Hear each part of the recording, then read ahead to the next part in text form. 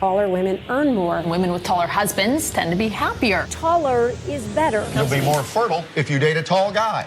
Hey, bro, are you insecure about your height? First of all, I'm taller than you, so I don't think I am. Why? Because I'm taller than you. I just told you. Well, don't compare me. I know I'm short. About my height? Yeah. I wish I would have been a little bit taller, to be honest. ¿Por qué? What? I don't have the answer yet, but you know, just for the of it. If you were like to choose in height, how tall do you want to be? At least 6 foot. 6 foot? Like that tall? How tall are you? 5'5". I bet you money you won't post that video. What video? You know what? Why? Because you're 5'5". I'm taller than you. When you look for somebody, first question, you're a little bit shorter. You got, hey, this guy got to find somebody shorter than him to make an interview with. I promise you. Bro, have fun. Don't ask people about girls. You know, I think you're insecure. That first thing first, I think you're really insecure about your height. Okay. What makes you think I'm insecure? Have a night. Have a good night. No, answer it. What's the question? What makes you think I'm insecure about my height? Because the first thing you came to ask me on a fucking Friday night, 2 a.m. in the morning when I'm having fun. How tall are you? You wish to be somebody? Bro, get the fuck out of here, man. Come on. That's a question, bro. No, bro, fuck that shit, dog. Have fun.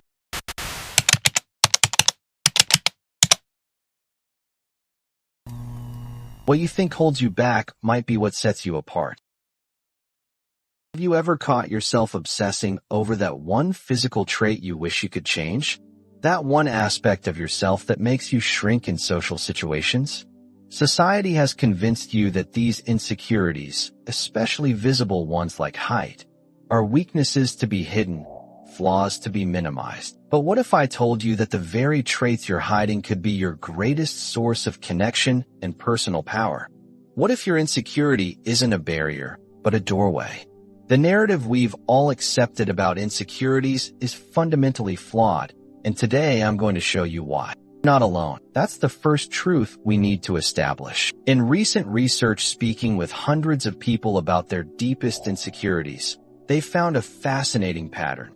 Everyone believes their specific insecurity is somehow more visible, more limiting, more defining than anyone else's. The tall person wishes they were shorter and less conspicuous. The short person dreams of commanding more presence. The thin person wants more curves. The curvy person wants to be leaner. Sometimes the smallest things about us make the biggest impact. This phenomenon transcends cultures, backgrounds, and even social status. The CEO worries about his receding hairline. The award-winning actress is concerned about her nose. The brilliant professor feels undermined by his height. We all have these internal narratives playing on repeat, whispering that we are somehow fundamentally flawed in ways others are not. What makes you think your insecurity defines you? Have you considered how many people around you are silently battling similar feelings? Research shows that individuals struggle with insecurities related to physical traits, profoundly impacting their behavior, confidence, and choices. These feelings shape how people relate to themselves and others, creating an isolation paradox. We're all feeling isolated by the very things that actually unite us in our common humanity. Every doubt you carry can become a point of connection. People tend to magnify their perceived shortcomings, believing they are alone in their struggles with traits like height or appearance. This magnification creates a distorted lens through which we view ourselves. What appears as a mountain to you is barely a molehill to others, yet the emotional impact feels enormous and isolating. Insecurity doesn't diminish you. It gives you depth. Think about it. When was the last time you noticed and negatively judged someone for the very trait you're insecure about? Chances are, you rarely do, yet you assume others are constantly evaluating you based on these characteristics. This cognitive disconnect fuels the cycle of insecurity that keeps us locked in patterns of self-doubt. Every insecurity hides a lesson. You just need to uncover it. To understand this, we need to examine 3 primary sources that fuel our self-doubt. Childhood experiences: that casual comment from a relative about your height, the playground nickname that stuck, the first time you realized you were different in some way. Childhood experiences and family dynamics often instill deep-rooted insecurities through direct comments and comparisons about appearance. Your story isn't written by what you lack. It's defined by what you own. These moments imprint on our developing minds with extraordinary power. Neuroscience shows us that emotional memories, especially those tied to shame or embarrassment, are stored differently in the brain, making them more accessible and more powerful than other memories. Social pressures. Every society has unspoken standards of what constitutes ideal physical attributes. In Western cultures, height, particularly for men, has been imbued with significance far beyond its practical implications. We associate height with leadership, confidence, and power. How do cultural norms shape the way you see yourself? Studies show taller men are more likely to be promoted, to be elected to office, and even to earn higher salaries. Not because height confers any real advantage and ability, but because of our collective psychological biases. Media representation. When was the last time you saw a romantic lead in a Hollywood movie who was shorter than his co-stars? When do advertisements feature models who don't conform to narrow beauty standards? Who benefits when you doubt your worth? The images we consume daily reinforce these ideals in ways both subtle and overt. And now, social media has amplified this effect, creating curated representations of reality against which we constantly measure ourselves. Your worth isn't measured by others' standards. It's defined by you. Have you considered how these forces might be shaping not just how others see you, but how you see yourself? This is the crucial question we must confront. What role does your mind play in shaping your insecurities? The consequences of these insecurities aren't merely psychological. They manifest in tangible behavioral changes that can limit our lives in profound ways. Height and other physical traits can lead to significant anxiety and impact dating confidence and participation in social events. Consider how insecurities about physical traits might affect daily choices. The person who avoids certain social situations or dating opportunities. The individual who develops compensatory behaviors, perhaps becoming the loudest in the room or the most academically accomplished. The greatest strength lies in owning what you once tried to hide. These behavioral adaptations consume enormous mental and emotional energy, resources that could be directed toward growth, connection, and purpose. What would happen if you stopped apologizing for being yourself?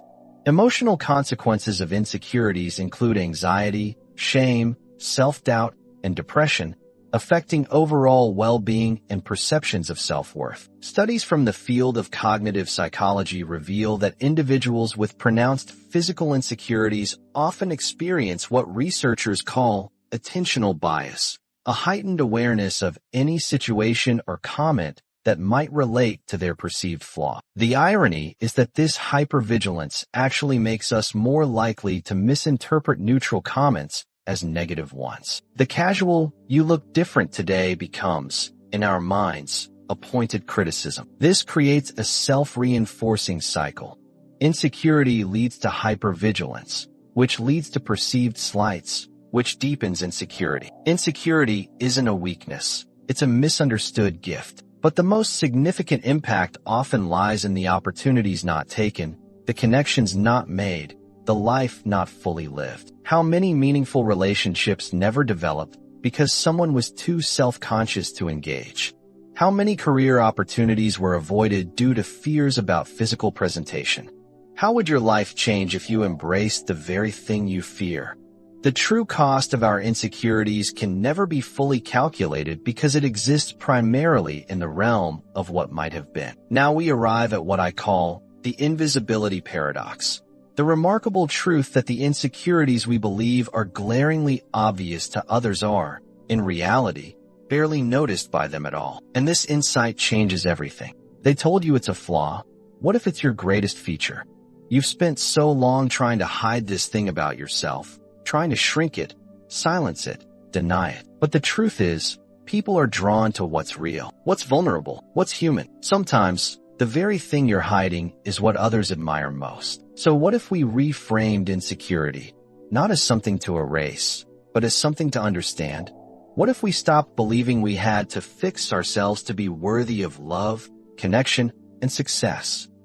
You don't need to change. You need to understand your power. It's not about conforming.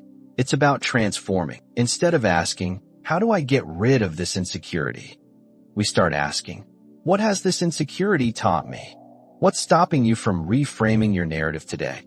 We stop hiding. We start owning. Because once you see your insecurity not as a curse, but as a clue, one that points you toward empathy, insight, and authenticity, you unlock a new level of self-awareness and connection. What have your insecurities taught you about yourself? What if you're not alone in what you feel? The parts of you that feel too different, too visible, too much, might be the very parts someone else sees and finally feels less alone. In a groundbreaking study at Cornell University, researchers asked participants to identify what others would notice about them in social interactions. The subjects consistently overestimated by 200 to 300% how much their appearance, behaviors, and perceived flaws were noticed by others. Why? Because we're all protagonists in our own stories, while merely being supporting characters in everyone else's. Consider the historical case of Napoleon Bonaparte. For centuries, we've discussed the Napoleon complex, the idea that the French emperor compensated for his short stature through his military ambitions. Yet historical records show Napoleon was approximately 5 feet 7 inches, average for his time. His perceived shortness was largely British propaganda, yet it became so ingrained in cultural consciousness that we named a psychological complex after it. This illustrates how our perceptions, both of ourselves and others, can become distorted realities that outlive the truth. The person you're worried will judge your height? They're too concerned about their own receding hairline to notice. The colleague you think is focusing on your awkward presentation style? They're preoccupied with whether their own ideas are being taken seriously. We are all, in essence, invisible in the way we fear being seen. This isn't just comforting, it's liberating. The spotlight effect that makes us feel so exposed is largely a function of our own minds. What would change in your life if you truly embraced this truth? How would you move through the world differently if you realized the aspects of yourself you're most self-conscious about are barely registering in others' awareness? But I know what you're thinking. Even if others don't notice as much as we fear, these insecurities still feel real to us. They still affect how we feel about ourselves. And isn't that what really matters? This brings us to the limiting beliefs most of us hold about insecurities. 1. If I could just fix this one thing about myself, I would finally be confident. Insecurity is based on objective reality, unlike other people's. Others are naturally confident because they have nothing to be insecure about. My insecurities protect me from rejection by keeping my expectations realistic. These beliefs form a paradigm, a mental framework through which we interpret our experiences. And like all paradigms, they can be so comfortable that we don't even question them. But today, I'm asking you to question them, because these beliefs, while feeling protective, are actually the bars of a self-imposed prison. The truth? Confidence isn't the absence of insecurity. It's the ability to act despite it. Those seemingly confident people you admire, they have insecurities too. They've just developed a different relationship with them. So how do we begin to transform our relationship with our insecurities? The answer lies in 2 powerful practices: mindfulness and self-compassion. Mindfulness encourages observing thoughts non-judgmentally to break negative spirals of shame and anxiety. When that voice in your head says, "Everyone is noticing how short you are," mindfulness creates the space to respond. That's an interesting thought. I notice I'm having that thought again. This simple shift, from being your thoughts to observing your thoughts, changes everything. Buddhist philosophy has understood this principle for centuries. The monk Thich Nhat Hanh teaches us to greet difficult emotions like old friends. "Hello, insecurity, my old friend. I see you've come to visit again." This doesn't eliminate the feeling, but it changes our relationship to it. The insecurity becomes a passing visitor rather than a permanent resident. Self-compassion involves treating oneself kindly, recognizing insecurities as a shared human experience, and countering negative self-talk. Psychologist Dr. Kristin Neff has demonstrated through extensive research that self-compassion, not self-esteem, is a more reliable predictor of psychological well-being. While self-esteem fluctuates based on success and failure, self-compassion provides a consistent foundation of self-worth. When we practice self-compassion, we acknowledge our insecurities without judgment. We recognize that imperfection is part of the shared human experience, and we speak to ourselves with kindness rather than criticism. This doesn't mean denying reality. If you're shorter or taller than average, self-compassion doesn't require pretending otherwise. Instead, it means responding to that reality with warmth rather than harsh judgment. Consider how you might speak to a friend who confessed their insecurity about their height. Would you ridicule them? Probably not. Would you tell them they're worthless because of it? Of course not. Yet, these are precisely the messages we often direct at ourselves. What would change if you directed that same friendly compassion inward?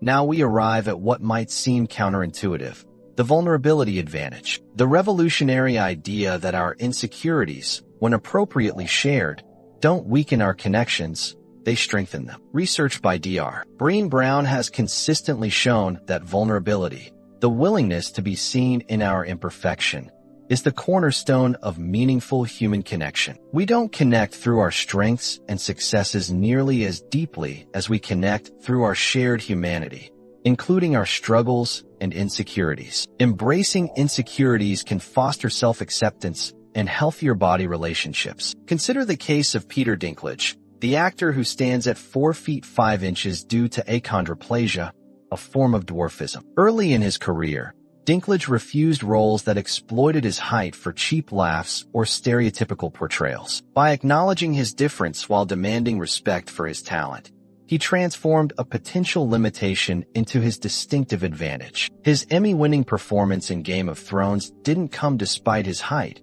but partly because of the unique perspective and presence it gave him. Or think about Lady Gaga, who has been remarkably open about her insecurities and periods of self-loathing. By sharing these vulnerabilities with her audience, she hasn't diminished her star power. She's enhanced it, creating a deeper connection with millions who see their own struggles reflected in hers. The vulnerability advantage works on a personal level too. In controlled studies, researchers found that people who disclosed moderate personal weaknesses were rated as more likable and approachable than those who presented only strengths. There's a sweet spot of vulnerability, not oversharing with strangers, but also not maintaining an impenetrable facade with those who matter. Challenging cultural beauty standards through diverse representations and self-deprecating humor helps normalize differences. So I ask you, what might happen if, instead of hiding your insecurities about your height or other physical traits, you acknowledge them appropriately in your close relationships? Not with shame or constant self-deprecation, but with simple honesty? Yes, I'm shorter than average, and sometimes that makes me feel X in social situations. This kind of disclosure often leads to one of two beneficial outcomes. Either the other person shares their own insecurity, creating connection, or they offer a perspective that helps you see yourself more clearly. To further liberate ourselves from the tyranny of insecurities, we must recognize a fundamental truth. Beauty standards, including ideals about height, weight, facial features, and body proportions, are not objective truths, but social constructs that vary dramatically across cultures and throughout history. Beauty standards are social constructs that vary over time and culture. In Renaissance Europe, the ideal female body was soft and rounded, with a full midsection that signified wealth and fertility. During the Tang Dynasty in China, fuller figures were similarly celebrated. The Maasai tribe in East Africa has traditionally valued height and slenderness. In parts of Mauritania, female weight gain has been actively encouraged as a sign of prosperity and beauty. Even within a single culture, these ideals shift dramatically over time. In America alone, we've moved from the voluptuous ideal of Marilyn Monroe in the 1950s to the waif-like Kate Moss of the 1990s to today's varied but often digitally enhanced standards. For men, height has been valorized in many Western cultures, yet in countries with different historical contexts, other attributes take precedence. In Japan, for instance, social status and professional achievement have traditionally outweighed physical stature in determining a man's desirability. Recognizing that societal beauty ideals have changed allows for a liberating perspective on self-worth. The philosopher Michel Foucault argued that these shifting standards aren't merely aesthetic preferences, but systems of social control, ways of directing human behavior and creating markets for products that promise to help us achieve the impossible. Conformity to an ever-changing ideal. Understanding this doesn't immediately eliminate the emotional impact of not meeting current beauty standards. Our brains are wired to seek social acceptance, and these standards powerfully influence what we perceive as acceptable. But recognizing the arbitrary and constructed nature of these ideals creates cognitive space to question their authority over our self-worth. What if your worth as a human being has absolutely nothing to do with your height, weight, facial symmetry, or any other physical characteristic? What if these attributes are as relevant to your value as the color of your car or the brand of your refrigerator? This isn't wishful thinking. It's a perspective grounded in the recognition that our physical forms are just one aspect of our existence, and far from the most important one. We now arrive at what I call the liberation revelation, the transformative understanding that can forever change your relationship with insecurities. Here it is. Your insecurities are not flaws in your character. They are not weaknesses in your constitution. They are the inevitable result of being a conscious, social being in a world that profits from your self-doubt. Think about that. Entire industries, from fashion and beauty to fitness and pharmaceuticals, are built on the premise that you are not enough as you are. Global corporations spend billions of dollars annually to create and then solve insecurities you didn't even know you had. The person who feels completely adequate exactly as they are is a threat to consumer capitalism as we know it. Viktor Frankl, the psychiatrist who survived Nazi concentration camps, wrote in Man's Search for Meaning that the last of human freedoms is to choose one's attitude in any given set of circumstances. Your height, weight, facial features, these may be largely determined by genetics and development. But your relationship to these attributes? That's a choice, and it's a choice you can make conscious and deliberate. Consider the radical transformation of Winnie Harlow, the model with vitiligo, a condition that causes patches of skin to lose pigmentation. In her youth, she was bullied so severely for her appearance that she contemplated suicide. Today, she's one of the most recognizable models in the world, having reclaimed the very characteristic that once caused her such pain. Her liberation came not from changing her skin, but from changing her relationship to it, from seeing it as a flaw to recognizing it as a distinctive part of her identity.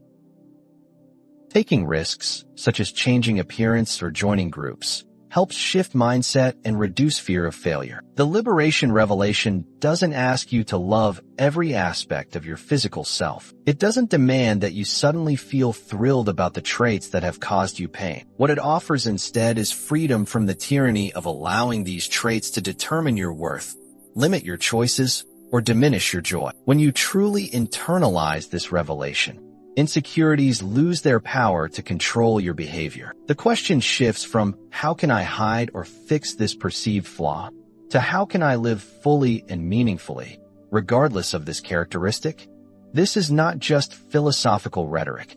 It's practical liberation that expands what's possible in your life. So I ask you now, what would you do differently if you weren't constrained by your insecurities about your height or other physical traits? What conversations would you have? What opportunities would you pursue? What parts of yourself would you express more freely? The answers to these questions represent the life that awaits on the other side of liberation. So where do we go from here? How do we translate these insights into tangible changes in how we live and relate to ourselves? I want to offer 5 practical strategies that have helped countless individuals transform their relationship with insecurities.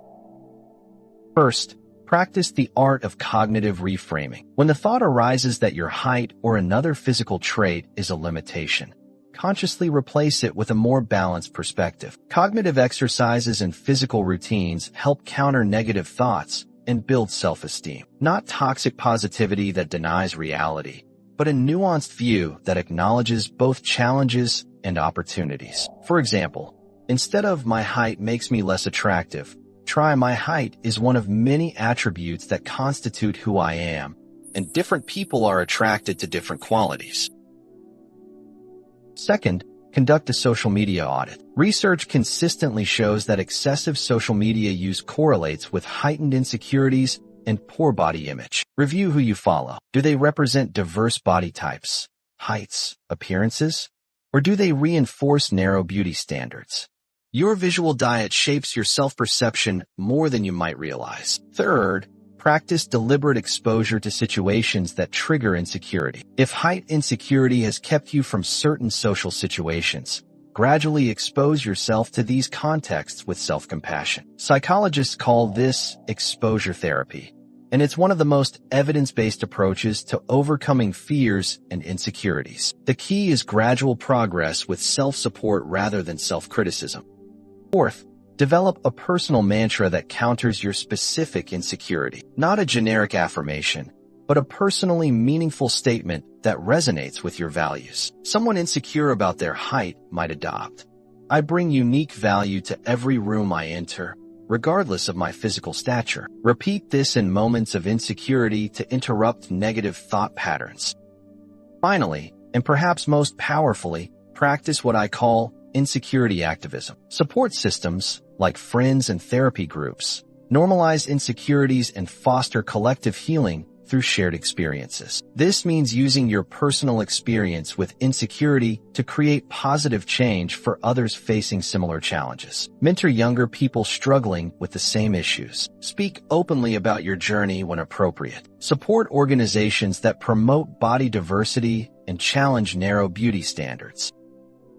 Diverse approaches, from creative outlets to volunteering, allow individuals to transform insecurities into valuable insights. When we transform our personal pain into purpose, something remarkable happens. The very traits that once felt like burdens become sources of meaning and connection. The insecurity doesn't necessarily disappear, but its significance fundamentally changes. I want to close by returning to where we began. Society has told you that insecurities, especially about visible traits like height, are weaknesses to hide, flaws to minimize or fix. But I've shown you a different possibility, that these perceived limitations can be doorways to authentic connection, self-knowledge, and even purpose. Understanding our insecurities allows for compassion towards others' struggles, highlighting shared human experiences. Experiencing personal insecurities enhances empathy, enabling support for others facing similar challenges. The next time that voice of insecurity speaks up,